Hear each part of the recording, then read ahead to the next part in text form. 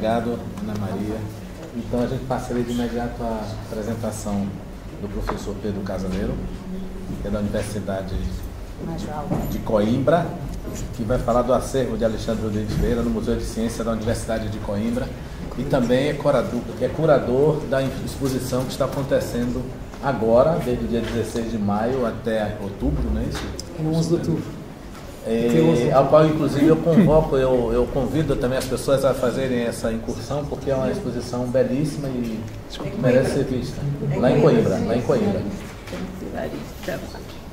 De um material inédito, inclusive das viagens filosóficas, né?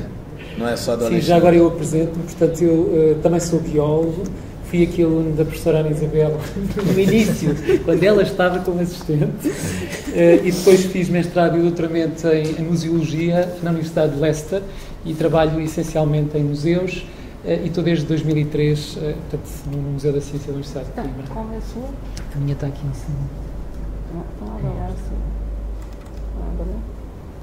Agora põe ali, exatamente. Enquanto ele entra, a gente também aproveita e agradece, porque o Pedro estava organizando essa exposição e se dispôs a vir para esse seminário. Então a gente agradece muito a presença, Pedro. Muito obrigado também pelo vosso convite. Portanto, ao Gutenberg e à doutora Maria Adelina, exatamente. Eu gostava só de dizer dois aspectos que são importantes para esta apresentação. Um deles é que isto é um trabalho em curso, e outro é que realmente o facto de me convidarem para este seminário ajuda também a fazer uma ponto de situação, e foi isso um bocadinho que eu tentei fazer, baseado numa remessa que foi enviada para o museu, ou para a Universidade de Coimbra, em 1806. Portanto, o título é O Acervo de Alexandre Rodrigues Ferreira no Museu da Ciência da Universidade de Coimbra, e eu começava por apresentar neste momento o projeto. Do lado direito temos um edifício que é o Laboratório Químico do século XVIII do Marquês de Pombal, que foi requalificado e aberto em 2006 como o primeiro núcleo do Museu da Ciência da Universidade de Coimbra, obviamente herdeiro do Museu de 1772, que foi derivado da Reforma Pombalina. Portanto, é um museu com mais de 200 anos. É o primeiro museu universitário português. E em frente temos o Colégio de Jesus, onde realmente o museu esteve instalado, que é a segunda fase do projeto. Portanto, a primeira fase foi aberta em 2006, a segunda fase, com a crise, está em suspenso. Vamos ver se conseguimos nos próximos 4 anos fazer uma parte do projeto, mas é uma pena, porque era portanto, recuperação de todo o edifício e instalação no primeiro piso da exposição permanente.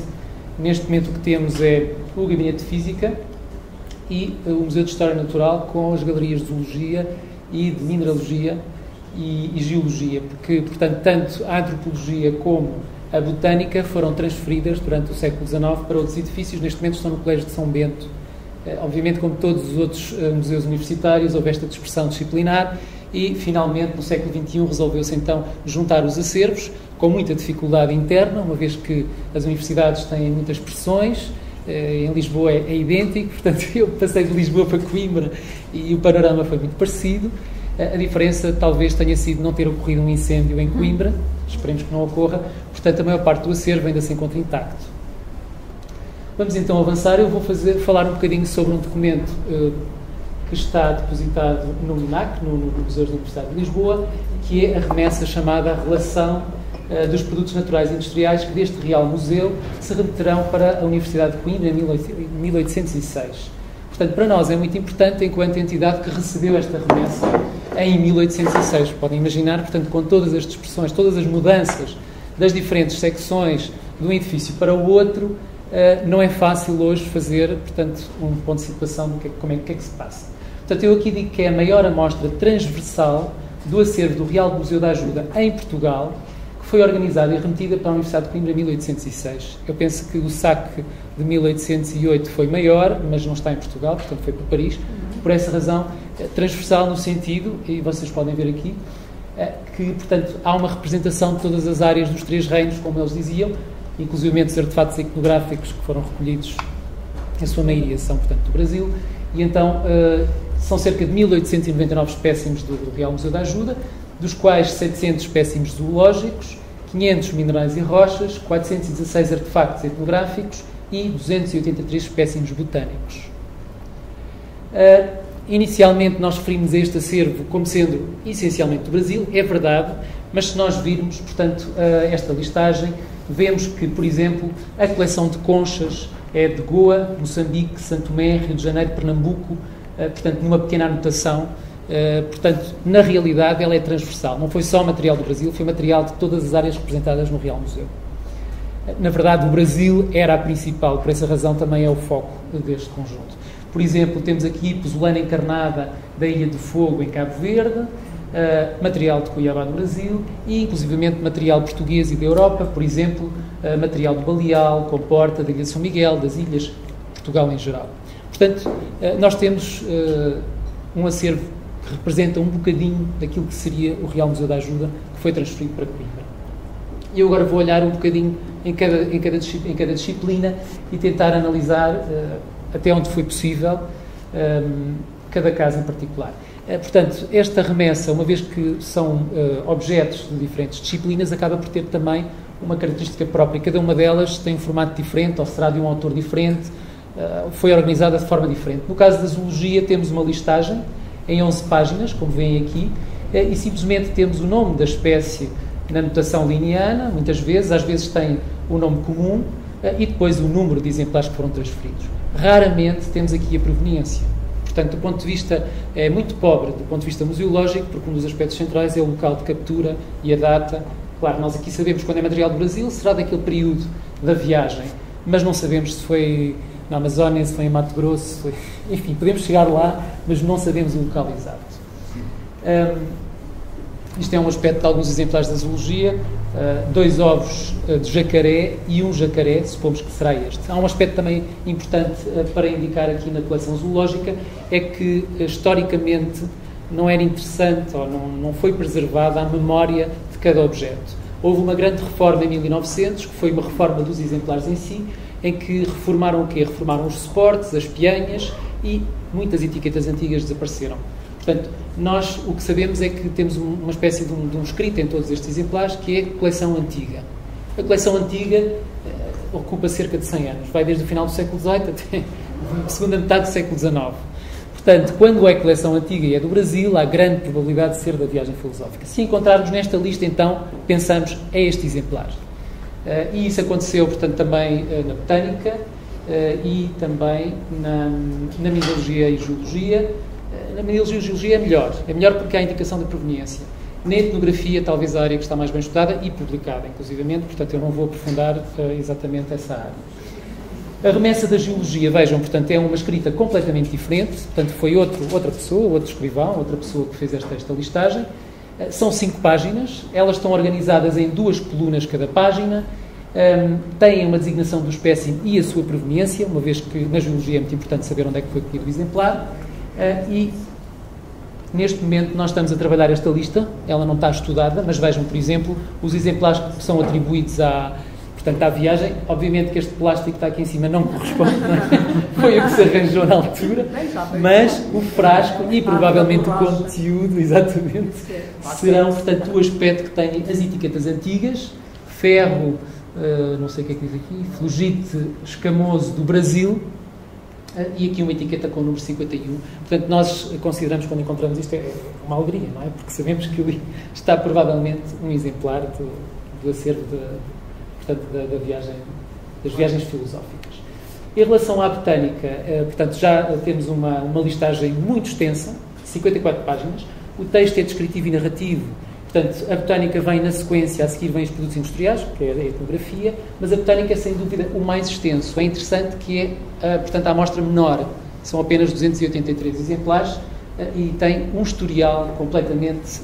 Pronto, isso corresponde um bocadinho à sua questão que levantava das drogas e da botânica ser realmente um aspecto essencial. Portanto, realmente eles davam uma grande importância porque é um texto narrativo e descritivo com um aspecto completamente diferente. Portanto, tem a designação de espécimes, tem a proveniência e tem, inclusivamente, notas do Alexandre Rodrigues Ferreira. Eu penso que, não sei se os colegas podem confirmar se esta é a letra dele, mas é muito parecida com a que vocês mostraram, não é? Da assinatura. Pronto, acabam por ser... Não há muitas anotações, mas dá a ideia que ele, no final, fez uma revisão do manuscrito e, então, acrescentou uma série de aspectos particulares. Por exemplo, mais, portanto, especialmente na parte da botânica. E aqui temos, na sequência da exposição da natureza exótica, já estão a ver aqui um bocadinho da exposição, encontramos uma cuia, a recolher, portanto, um exemplar de cuia, uma vez que o museu tem as cuias originais trazidas na viagem do Alexandre Rodrigues Ferreira, claramente identificadas, pintadas pelas Índias de Barcelos e pelas Índias de Santarém e Montalegre, desculpa, não é Barcelos, Santarém e Montalegre, como veem aqui nesta ilustração da Biblioteca Nacional do Rio de Janeiro. Nós queríamos encontrar a cuia fruto, não é? Para mostrar o que é que seria a cuia antes da manufatura das cuias. E encontramos então uma cuia com uma etiqueta que diz fruto de cuieira criado no Jardim Botânico da Ajuda, de Lisboa. Portanto, já identificámos mais um exemplar que veio seguramente nesta remessa, porque com aquela etiqueta, obviamente, será um exemplar daquele período. Finalmente, então, passamos à remessa de 1806, daquilo que nós chamamos hoje em dia etnografia ou antropologia. São 10 páginas em texto também descritivo e narrativo, mais à semelhança da botânica, mas menos desenvolvido. Tem designação de espécies, proveniência, indicação do número de exemplares e uma descrição pormenorizada e comentada, neste caso apenas com uma nota do Alexandre, que tem a ver aqui com o caso do paricá, que é um dos objetos mais ricos que nós temos na etnografia. São 3 pranchetas de paricá, que era, portanto, um alucinogéneo utilizado pelos índios, que era aspirado pelo nariz, com uma série de materiais dos quais nós não temos, só temos realmente a prancheta. E aqui diz simplesmente que depois de torrada a semente da árvore do paricá. Portanto, eles provavelmente torravam, depois é que faziam, portanto, o pó, que era usado para a aspiração. E aqui temos um aspecto já da exposição natureza exótica, que nós tentámos reconstituir aqui num cantinho. Portanto, nós não temos as condições ideais, uma vez que o edifício não foi requalificado, nem as vitrinas adequadas. Por essa razão, não foi possível expor nem, portanto, máscaras dos índios de Urupixuna, nem plumário. Uma vez que estão na reserva em São Bento, claro que é uma viagem curta, mas não é, portanto, não queremos que haja choques, temperatura, mudanças de ambiente para uma condição inferior.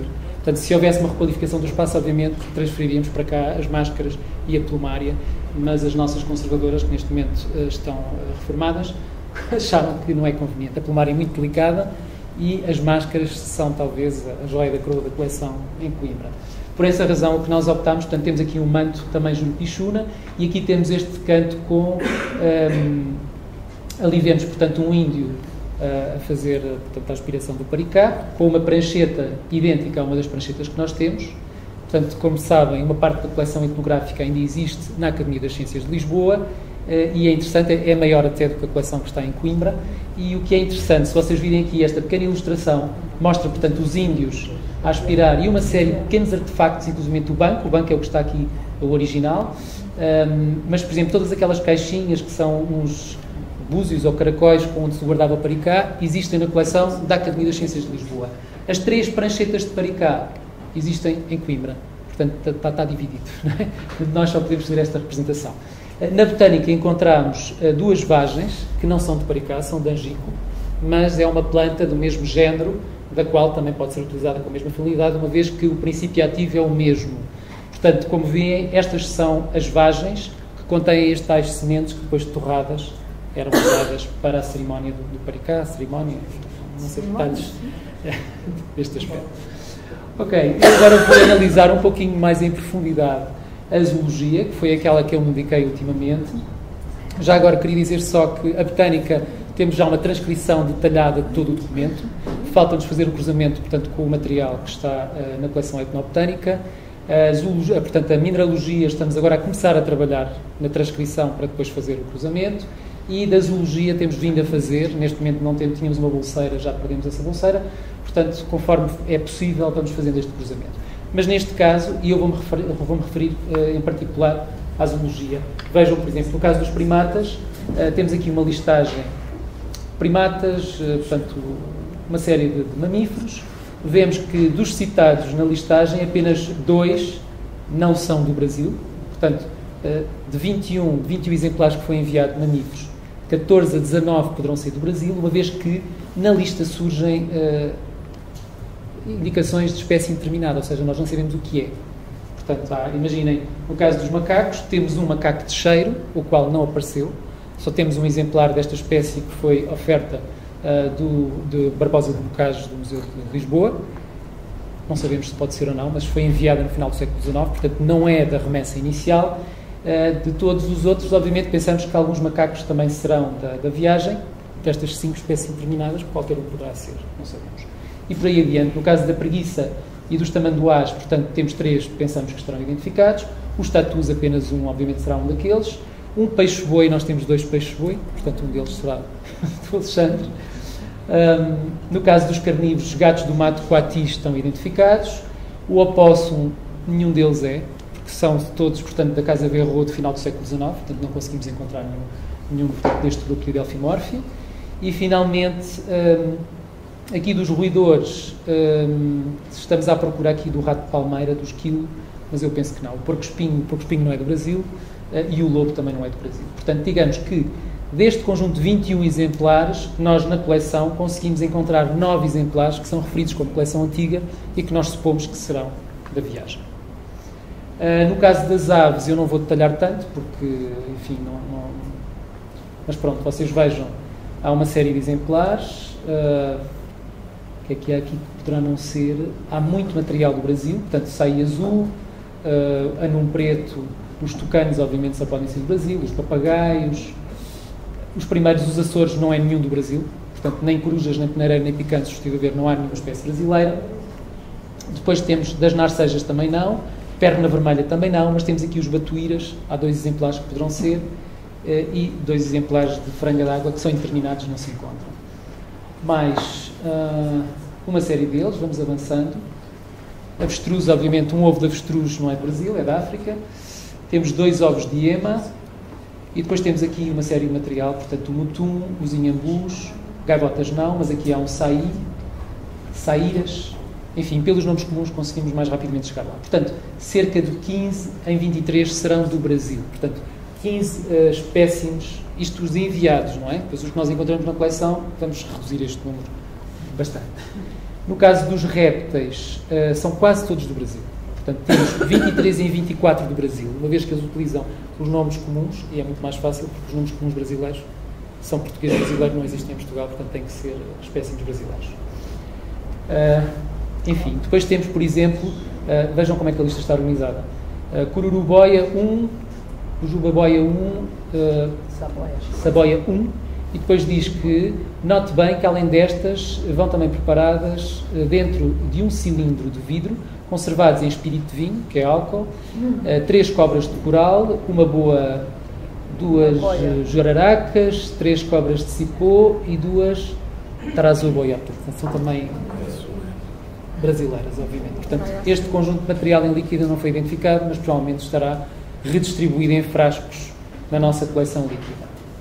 Em relação aos peixes, eu vou aprofundar um bocadinho mais, uma vez que, portanto, em 2010, quando a coleção foi transferida para o museu oficialmente, uma vez que as coleções, apesar de nós termos aberto a primeira fase em 2006, ainda se mantiveram em gestão departamental, só em 2010 é que houve uma transferência oficial para o museu e nós então fizemos um levantamento geral, detalhado, fotográfico e fomos ver tudo e apareceram exemplares que nós desconhecíamos. Portanto, neste caso, a lista e refere 63 espécies de peixes, não refere o meio de conservação nem o tipo de montagem, portanto não sabemos como é que estes peixes vieram, uma vez que esta descrição da zoologia é a mais parca e a mais limitada. E aqui está um exemplo, portanto, do que é que nós fizemos em termos de caracterização e, finalmente, em 2010 encontramos 68 espécimes dentro de uma caixa em folha de Flandres, que provavelmente não será original, mas que foi colocada, e que nós identificamos como sendo um herbário de peixes do Brasil. Obviamente seria do Brasil e seria século XVIII, seria de Alexandre Rodrigues Ferreira, sempre com ponto de interrogação, se bem que, enfim, nós achamos que sinceramente só pode ser, não é? Esta técnica de montagem é a técnica desenvolvida por Grenóvios no século XVIII, só se preserva uma parte do exemplar, para quem não conhece os herbários de peixe, portanto o peixe era limpo, só se preserva a pele mesmo, sem os ossos, há uma fixação, lavagem, secagem, enfim, estes são os aspectos práticos. Quais são as características deste material que o diferem, em particular, da coleção da Academia de Ciências de Lisboa, que tem uma coleção de 16 peixes com estas características?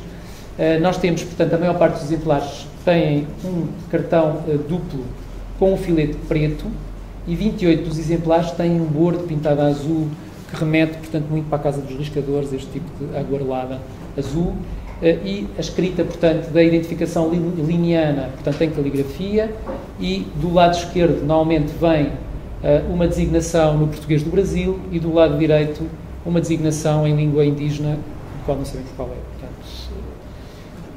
estes espécimes foram preparados, pensamos, para exposição, uma vez que têm uma espécie de presilha para suspender, e supomos que seriam expostos na vertical, portanto, nas paredes do Real Museu, possivelmente. Outro aspecto essencial, para além da caligrafia, é, portanto, este acabamento do olho com folha de ouro, que é uma característica única. Não é normal mesmo nos hervários de peixes, portanto, os olhos eram olhos em papel desenhados e não com este acabamento que remete também para a coleção real do Museu Real. Não é? Em relação à dimensão dos exemplares, também é muito particular, eles são muito grandes.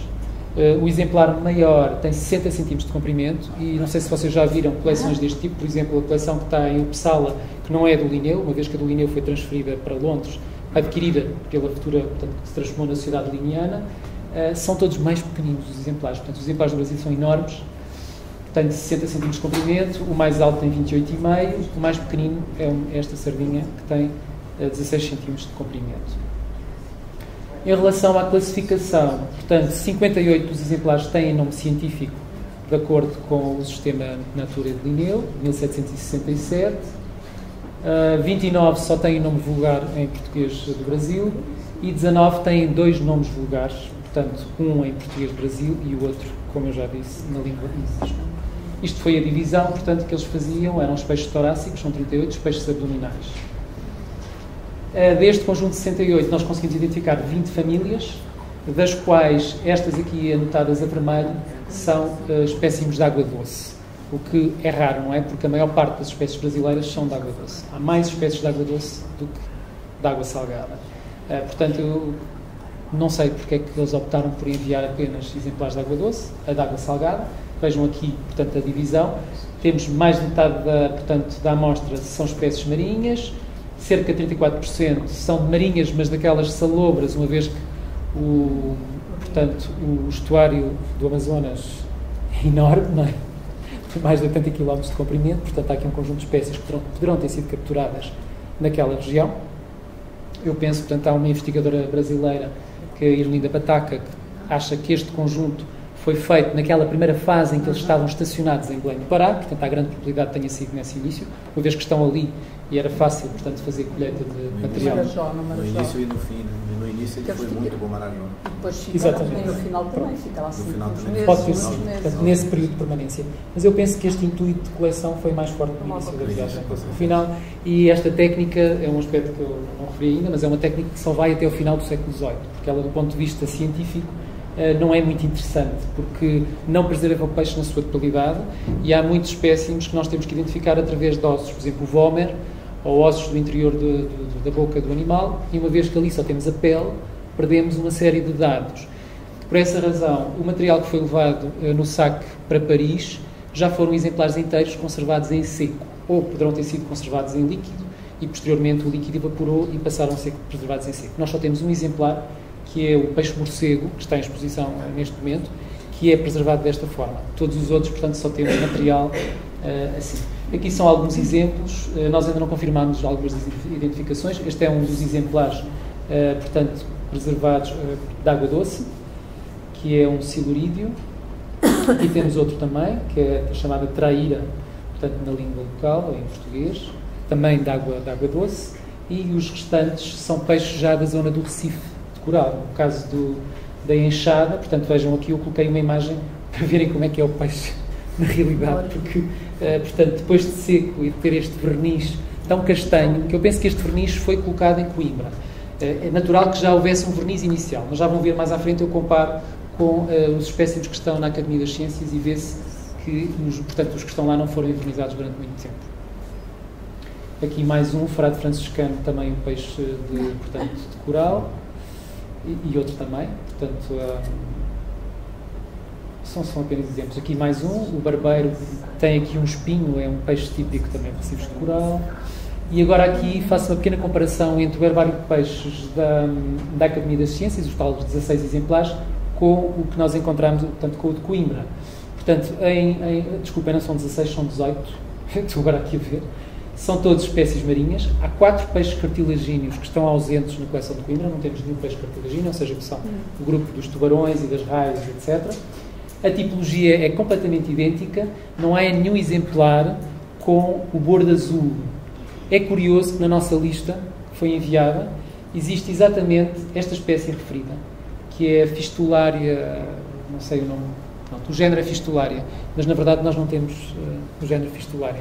A Academia tem um exemplar de género Fistulária. Portanto, apesar de estar constante na remessa, não conseguimos encontrá-lo. Vejam, portanto, o tal aspecto da própria cor. Portanto, estes têm muito mais brilho. Portanto, eu penso que eles terão levado mais camadas de verniz durante o período de que estão em Coimbra. E aqui temos a mesma espécie, mesmo a espécie preservada, portanto, na Academia, e 2 exemplares que temos em Coimbra. Este não tem olho. Ainda não vi, mas provavelmente o olho pode ter caído, pode estar na parte traseira do exemplar. Portanto, já pensámos nisso, vamos agora tentar identificar. Um aspecto essencial será o bordo azul, que não existe nos exemplares que estão, portanto, na Academia. E aqui, a perca glabra. Vejam o que é que aconteceu na Academia. Portanto, os exemplares destacaram-se. Eu penso que as condições de conservação, se calhar os extremos ambientais, terão sido maiores do que Coimbra. Nós não temos nenhum espécie destacado. Só ultimamente, com o manuseamento, um deles começou a destacar-se, mas já foi pela nossa intervenção. E este é o exemplar que eu coloquei de abertura, está muito bonito. A espécie, portanto, é a mesma. Mas já repararam, até, por exemplo, as barbatanas aqui estão muito mais cuidadas e esticadas. E pronto, a minha interpretação terá sido em que este tipo de exemplar seria um exemplar de exposição que estaria pendurado na parede, e este seria um exemplar duplicado, que não teria, portanto, um valor um tratamento tão cuidado. Este, portanto, é mais um deles. Vejam, portanto, as 2 enchadas, o tal brilho. Enfim, eles aqui são muito idênticos. A questão é mesmo o brilho e o azul. Até já repararam que têm exatamente as designações todas iguais. A única diferença, os nossos têm, portanto, ali uma notação que são 2 letras que pode corresponder normalmente às letras correspondiam ao armário ou à prateleira. Por isso, em Coimbra, a arrumação é idêntica. Era por armário, o armário com uma letra e as prateleiras com uma numeração. Aqui, GG poderá corresponder a uma localização no espaço. Poderá ter sido acrescentado posteriormente, mas eu penso que não, que está ali muito próximo da escrita original. Finalmente, o linguado, nós temos também um exemplar que é uma solha. E agora, ver o nosso herbário face aos herbários de peixes históricos valiosíssimos que existem. Neste caso, o herbário de peixes de Linneu, portanto, está na Sociedade Linneana de Londres, tem 168 espécimes e 84 espécimes estão no Gustaviano. Se bem que os exemplares que estão no Gustaviano são, na sua maioria, recolhidos pelos discípulos de Linneu, porque o material foi vendido pela viúva. Portanto, o Linneu tinha as ideias muito claras do ponto de vista de a quem deixar a sua fortuna. Portanto, ele deixou, portanto, escrito à sua viúva que deveria vender num único lote todo o seu acervo, porque assim é que conseguiria atingir o valor mais elevado. E foi isso que eles fizeram. E como a proposta foi publicada no jornal, foram os ingleses que deram uma proposta e arremataram, portanto, toda a coleção de Linneu para a tristeza dos suecos na atualidade. Não tinha dinheiro na Suécia. Mas isto só para verem, portanto, o nosso herbário enquadra-se um pouco nesta linhagem. O herbário de peixes do próprio Gronóvios existe no Museu de História Natural de Londres, foi adquirido num leilão por um técnico que inicialmente não lhe deu o valor devido, ou não achou que aquilo fosse tão interessante quanto isso, mas depois de estudar percebeu que, sendo de Gronóvios, portanto, 1742, tinha exemplares de tipo linneanos que são valiosíssimos, portanto, a partir daí ele teve, portanto, relevo na coleção do British Museum Natural History. Há outro herbário também com 65 exemplares que restam em Copenhaga, do Forsskal, que foi recolhido, portanto, exemplares recolhidos no Mar Vermelho. E pronto, portanto, vejam, não há muitos herbários. O que aconteceu é que no início do século XIX este tipo de material deixou de ser preparado desta forma, simplesmente por ser obsoleto do ponto de vista científico. Obviamente, falta-me aqui o herbário de Paris. Vejam, os exemplares de Paris da ajuda têm este aspecto. Portanto, são peixes preservados na totalidade. Quando o Geoffroy Saint-Hilaire foi fazer o saque a Lisboa, mandatado, portanto, pelo próprio Museu de História Natural de Paris, ele escolheu já exemplares do ponto de vista científico. Portanto, o material em herbário não era interessante, era um material desatualizado e obsoleto. Há mais um pequeno com 20 a 30 espécimes nos Estados Unidos, que é do PEC, também do século XVIII, e eu penso que este é o último. E, obviamente, o herbário de peixes do Brasil, 68 espécimes na Universidade de Coimbra, 18 espécimes na Academia de Ciências de Lisboa e alguns que eu não sei quantos em Paris. Desconheço, ainda não tive a oportunidade de estudar isso. Vamos só falar já agora, faço um bocadinho de publicidade à nossa exposição Natureza Exótica e já vem um bocadinho de encontro a esse desejo de recuperar a imagem do Alexandre, porque essa foi uma das nossas intenções, obviamente, a fazer esta exposição. Temos um acervo tão interessante do Brasil e das viagens filosóficas, portanto achámos que tínhamos que expor. Neste caso escolhemos como nosso ex-libris o Guará, não porque ele não veio, portanto, na viagem, temos 3 exemplares que são coleção antiga, mas simplesmente pela exuberância desta espécie, tem uma cor fabulosa e por essa razão simboliza um bocadinho o exotismo. Foi inspirado numa das ilustrações da América Meridionalis, mas é tão pequenino que acabámos por não utilizar. Ora bem, como é que dividimos a exposição? A nossa exposição começa com a preparação das viagens, o tal documento que se chama recolher, preparar, remeter e conservar, portanto serve um pouco de base à primeira parte, o papel do Domingos Vandelli enquanto professor da Universidade de Coimbra, portanto na fase em que ele prepara os naturalistas para as viagens, e enquanto diretor do Real Museu da Ajuda, onde a Casa do Risco se transforma um pouco na base portanto, de preparação de todos estes naturalistas e arriscadores. E a seguir, portanto, o que foi pensado inicialmente era fazer um núcleo com as 4 viagens filosóficas naturalistas que já vou mostrar a seguir. Portanto, nós utilizámos o nosso gabinete que nós, portanto, remetemos do ponto de vista da atmosfera para o século XVIII, se bem que aquelas vitrinas que vocês veem ao fundo são já do final do século XIX. Esta era a sala que pertencia à Geologia e Mineralogia, mas com as mudanças departamentais e separação da coleção, acabou por ser entregue à Zoologia, que no fim do século XIX e início do XX criou, digamos que um mobiliário assim, completamente eclético, já para instalar a coleção de Zoologia.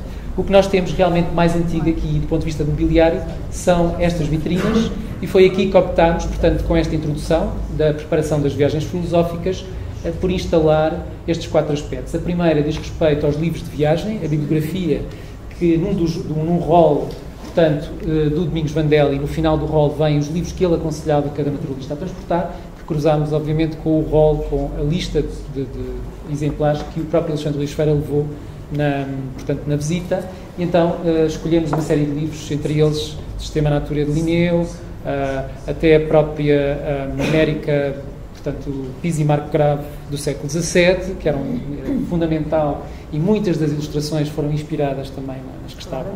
E, aliás, quando o próprio Alexandre faz as descrições, nós vamos ver, e a maior parte dos exemplares também estão lá no Pise e Marco Grave. Portanto, ele começa por aí e depois é que vai ver o que é que há de novo, o que é que não existia ainda. Portanto, aqui temos, então, a parte dos livros de viagem. Depois, no recolher, utilizamos as ilustrações e alguns exemplares para se perceber o modo como eles recolhiam. No caso da preparação, usamos alguns exemplares mais recentes para evocar um pouco como é que eram feitas esse tipo de tratamentos. E, no último, portanto, juntámos a questão do remeter e conservar, que era chave do ponto de vista de que, se estes materiais não fossem corretamente acondicionados, não iam chegar ao seu destino. Portanto, sabemos que muito se perdeu e o que chegou foi exatamente pela qualidade do embalamento que foi feito naquela época. Depois, um bocadinho o conceito subjacente a esta exposição era cruzar aquilo que é mais interessante do ponto de vista visual, que são as ilustrações, que já vimos aqui hoje, que na prática são as fotografias do século XVIII, feitas pelas mãos dos riscadores, e o nosso objetivo, fizemos este trabalho em parceria tanto com os museus da Universidade de Lisboa, o MUNAC, e o Arquivo Histórico Ultramarinho, portanto também pedimos alguns exemplares. Também contámos com material da Biblioteca Nacional do Rio de Janeiro, se bem que não conseguimos receber a tempo, portanto, material com qualidade de ampliação, por isso tivemos que utilizar dimensões menores, neste caso conseguimos ampliar mais, e ainda temos dois exemplares da Biblioteca Nacional. Portanto, a ideia seria cruzar a ilustração com exemplares, neste caso, a botânica não são os exemplares originais, portanto, nós usamos material do nosso herbário. O herbário de Coimbra é um herbário enorme, é o maior em Portugal, tem cerca de 800 mil exemplares, mas ele é essencialmente do final do século XIX, foi o professor Gil Henriques que o iniciou. Obviamente que alguns daqueles materiais poderão ser anteriores, mas em 800 mil é um bocadinho difícil, neste momento, encontrar o material certo. Tudo o que nós procuramos só encontramos, portanto, material recente. Depois, o exemplar aqui do Tucano, supostamente poderá ser, portanto, ele está datado como sendo do século XVIII, portanto, nós associamos a 2 tucanos da coleção antiga, portanto, de pescoço branco. Um deles era da coleção Vandelli e o outro poderá ser da coleção Alexandre Rodrigues Ferreira. Portanto, este era o objetivo. E este é o núcleo que nós criámos inicialmente, portanto, foi com mobiliário reciclado de outra exposição, portanto, é verdade, nós vivemos estes tempos agora difíceis, foi a exposição sobre a República, exatamente, e o que optámos, este era um pouco o resumo de cada uma das viagens filosóficas. Portanto, neste caso aqui temos Angola, José Joaquim da Silva, deste lado temos o Brasil, Alexandre Rodrigues Ferreira, do outro lado temos Cabo Verde e, daquele lado, Manuel Galvão da Silva, que fez Moçambique-Cuba.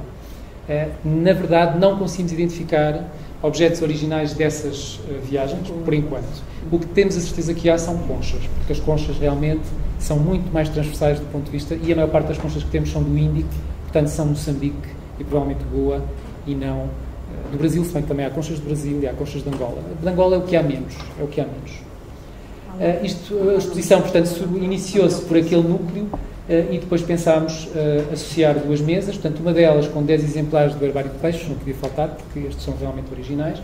Temos aqui uma mesa mais longa, que apresenta material em taxidermia, os tamanduás, ambos também atribuídos à coleção antiga, portanto, da viagem. Criámos, portanto, ali 2 grandes vitrinas. A de Angola é material evocativo, não temos nada, portanto, do José Joaquim da Silva, mas aqui o material, em princípio, a preguiça, nós temos 2 preguiças, uma delas será, foi referida na remessa, será da coleção, uma jiboia e uma anta. A anta não está referida, mas a anta é muito antiga, aliás, ela já não tem pelo, mas já está a pelo completamente, é muito antiga. Portanto, isto é um aspecto aqui da mesa. Nós na mesa colocamos, portanto, os tamanduás, os macacos, um conjunto de aves, entre elas o anambê preto. O anambê preto é um caso muito interessante, porque nós vemos que a classificação da espécie do anambê preto é feita por Geoffroy Saint-Hilaire em 1809. Portanto, ele imediatamente aproveitou exemplares de Alexandre para classificar. Obviamente que não tem referido Alexandre, nem Ferreira, mas na verdade existem, neste momento, sabemos que há 23 espécimes de espécies tipo em Paris da coleção do Alexandre. É o que se conhece agora. Poderá haver mais, mas neste momento são 23. Uma delas, obviamente, é o anambê preto. Claro. Pronto, eu vou terminar aqui. O peixe-boi, desculpa. O peixe-boi, um deles será também referido pelos. O peixe-boi é essencial. Temos aqui e temos um colar com ossos do peixe-boi, que está exposto, portanto, ali, juntamente com uma tanga. É um mamífero, para quem não sabe. Exatamente, é um mamífero, mas é muito curioso. Portanto, a ilustração que vocês veem ali tem mamas mesmo. Porquê? Porque eles quiseram mostrar que é um mamífero, não é? A fêmea tem glândulas mamárias. Mas o texto interessante do Alexandre diz que um vigário local de Barcelos, ou de Santarém, já não sei, lhe perguntava sim, que se realmente podia consumir no jejum da Páscoa, uma vez que era peixe, não é? Não sei se é mamão, se é peixe, mas na verdade é claro que não é peixe, é mamífero. Há um aspecto importante em relação ao peixe-boi, era a percepção ecológica do Alexandre. Portanto, nas memórias dele está muito claro que ele percebia claramente que estas espécies rapidamente poderiam reduzir-se em número de uma forma dramática, e provavelmente, portanto, o peixe-boi é um exemplo. Outro caso é as tartarugas, eu não tenho aqui, mas temos também um núcleo, portanto, para as tartarugas. Em particular, a tartaruga da Amazónia é mais consumida, mas também temos o jabuti amarelo, o jabuti-piranga, temos 4 exemplares, e a mata-matá. E, portanto, ele tinha esta percepção e esta sensibilidade ecológica que é notável, sendo no final do século XVIII a ecologia só apareceu depois de 1964 com a Silent Spring, portanto não tem nada a ver. E para terminar, portanto, uma vez que temos um acervo etnográfico claramente identificado, optámos por colocar em 3 vitrinas, uma delas dedicada às armas, e tentámos sempre cruzar com material botânico, com material zoológico, porque o interessante aqui é mostrar os 3 acervos. Foi isto que não aconteceu. Eu não disse, mas, por exemplo, todo o material da Amazónia, portanto, da parte da viagem da Amazónia, da parte etnográfica, está publicado.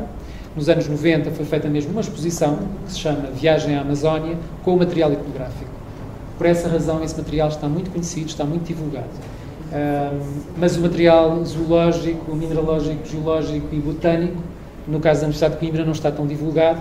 Por essa razão, o que faz sentido é fazer esta, digamos que é um bocadinho excessivo este tipo de exposição, mas foi propositado, não é? Foi um bocadinho alusivo ao exotismo das viagens. Por essa razão, inicialmente pensámos numa museologia um bocadinho mais minimalista, mas aqui não faz sentido, porque o exotismo era a abundância, era realmente tudo aquela massa de objetos que vinha, e optámos um bocadinho por esta cacofonia, entre aspas, para mostrar, neste caso aqui, a produção das Índias de Santarém e Montalegre, tanto das cuias como das cerâmicas, uma rede também, portanto, original, e depois aqui em baixo temos uma meada com o pigmento do urucu. O urucu, portanto, é um extrato ali da bicho-orelhana, de uma planta, e aqui ao lado temos a fibra, portanto, que é a fibra de ananás, que é a base que tem, portanto, o pigmento. Depois temos um exemplar também de cestaria, e aqui uma banda que era usada pelas Índias para segurar os bebês. Exatamente, uma banda para usar.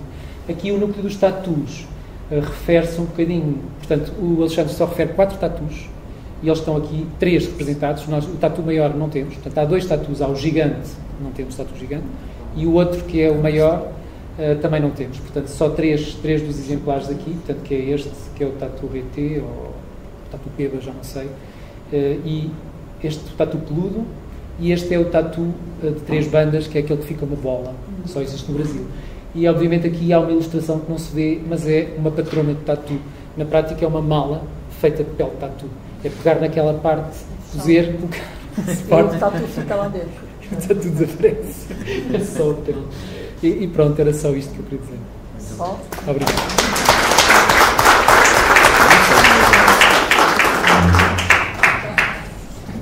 Agora, como vamos passar para a última apresentação, eu vou fazer aqui assim uma espécie de antes de ir andando, tenho que agradecer. E antes de ir andando, porque o professor vai ter que voltar a Coimbra rapidamente, se houver alguma questão que ele ainda possa responder, era isso que eu queria alterar agora. Diz-me que estão 23 espécimes. Não, no Cabinet de Lisboa, o chamado Cabinet de Lisboa. Eles, aliás, foi de Lisboa, eu estive lá a visitar.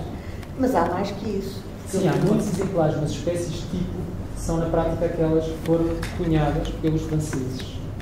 Foram classificadas por eles. Foram escolhidas à mão pelo Saint-Hilaire. Veio cá. Porque ele sabia que eram exemplares. Com o apoio de cientistas portugueses. Naquela época não eram cientistas, mas ele diz isso. Sim. E há outra coisa que eu queria saber. Se os animais eram empalhados, tinham que levar um empalhador, porque não deviam ir. Portanto, sim, não, o material era empalhado na ajuda. Portanto, o material, isso está naquele exemplo exatamente, eles mandavam as peles enroladas. Aliás, está naquela parte da preparação das viagens, na parte do preparar. A preparação implicava, no caso dos répteis e dos mamíferos, era retirar a pele, tratar a pele, e depois a pele era enrolada e era mandada para depois fazerem a montagem na ajuda. É possível que algum material pudesse ter montado, por exemplo, as aves tinham que ser enroladas num fio, portanto, uma tira de tecido para preservar a questão das penas. Portanto, toda a pele era tratada no canto, elas eram montadas em fuso com um material de metal no interior, e depois protegidas as penas, e finalmente aquela montagem final seria feita na ajuda. Era lá que estavam os operadores taxidermistas do rei, do Real Museu. Os dois, a Ana Maria tem uma pergunta e o professor... Não, faz favor. Professor Faria, Miguel Faria. Intervenção que achei muito instrutiva. Achei muito interessante. A exposição é permanente? Não, a exposição não é permanente. Temos material gravado e o material gravado não é permanente, não se pode expor de forma permanente. Portanto, nós normalmente deixamos 3 meses, levamos para 4. Ela vai ficar até 11 de outubro. Neste momento está programada até 11 de outubro. Portanto, aproveitámos este período, porque já sabem que Coimbra, portanto, tem muita visita turística, se bem que nós estamos um bocadinho à parte do circuito, uma vez que a localização é ligeiramente excêntrica à linha que vai para o Paço das Escolas, mas pensámos que isto é um tipo de exposição que poderá cativar também os turistas e precisamos muito de visitantes nesta altura, para justificar a nossa existência. Gostei de ouvirem falar também do trabalho da professora Ermelinda Pataca, que eu tive a oportunidade de acompanhar e que é fundamental ter presente. E eu acho que quando foi a Europália, foram requisitados vários exemplares de Coimbra, não foram? Sim, a Europália. Eu acompanhei o processo. O gabinete de física foi um grande núcleo de material que teve exposto em Chave no Guarda. E Chaves também, e Aves também, ou não? Não, eu penso que não. Foi na Europália Brasil, sim. Europália Brasil, Europália Isso Brasil. foi agora, não é? Pois foi. Sim, isso fui eu que tratei disso. Sim, foi Eu também um acervo acompanhei, de dados. e agora há uma novidade relativamente à Europália. O texto da Europália circula em francês e agora em alemão. O Alexandre Luís Ferreira já circula em alemão. Depois dou-vos essa nota, se quiser. Alexandre. Muito obrigado. Eu também gostei imenso, claro. Passados os elogios, tenho que ir apanhar com. Gostei de visitar a exposição. Claro, com a minha família. Não, o professor Gutenberg já me tinha chamado a atenção, já me tinha dado. Eu queria só fazer-lhe uma pergunta. Eu tenho dúvidas relativamente aos desenhos das conchas que existem no museu em Lisboa, mas eu tenho uma questão, porque há um especialista em conchas que me ajudou e nós estamos ali no limbo. E, portanto, depois, se calhar, de uma conversa consigo via mail, se não se importar. Sim. Pronto. Agora eu tenho. No caso das conchas, quando nós começámos a ver, portanto, o tal volume, era material já feito na ajuda, não será material de campo, reflete a própria exposição que eles tinham na ajuda. E eles ilustram conchas dos mesmos géneros de várias zonas. Aquilo é sempre a ajuda. Aquilo é sempre a ajuda porque eles cumprem as regras que estão expressas no método de recolher e preparar, que eram as instruções que eles tinham na ajuda e que estavam na academia. Fez aqui um reparo sobre as espécies marinhas face às de água doce. Uma sugestão. Talvez seja explicado porque faz parte das instruções de viagem. Assim que os naturalistas entravam nos barcos, tinham passado o tempo de adaptação, que eram poucos dias, tinham que começar a recolher material. Tanto que há material desenhado de Angola pelo Joaquim José da Silva, quer dizer, não é ele que desenhou, ele é o naturalista, mas pelos seus desenhadores, espécimes, raias, que são obviamente marinhas, não são de água doce. Portanto, é só para... É idêntica à situação. Portanto, a diferença é que eles fizeram levar de peixe, não se serve mais... E claro, não. As condições de... Não, as condições... Um herbário de peixe durante 200 anos e ninguém falava dele. Claro, mas... Sim, mas as condições... Sim, eu só estou... Claro, isso tudo é uma descoberta. Isso tudo é uma descoberta. Eu só estou a dizer que relativamente a essa dualidade peixe de água doce versus peixe de água marinha, eu acho que a resposta é esta. Havia instruções para coletarem espécies durante a travessia do Atlântico. Espécies marinhas. Ok, muito obrigado. Pronto, é só uma sugestão. Nós agradecemos muito, sabemos que imperativos de viagem, mas o seminário é mesmo para ir avante. Nós no final vamos estar a dar aqui algumas informações. Portanto, estes materiais já agora avançam antes da pessoa se ir embora. Portanto, nós vamos tentar fazer uma publicação, depois a pessoa Gutenberg dará melhor, com o resultado deste nosso primeiro seminário. Há de sair pela Universidade Federal do Pará e com a associação com o Centro de História. Portanto, as comunicações são mesmo para ser apresentadas. E estas gravações que se estão a fazer, claro que não sairão sem a vossa anuência, evidentemente. Não é para publicar os PowerPoints de maneira nenhuma, portanto vão ser retiradas apenas uma outra imagem para complementar o trabalho do professor Simeon Cristeia, também é nosso colega aqui da faculdade, e portanto depois serão informados disto. Muito obrigada.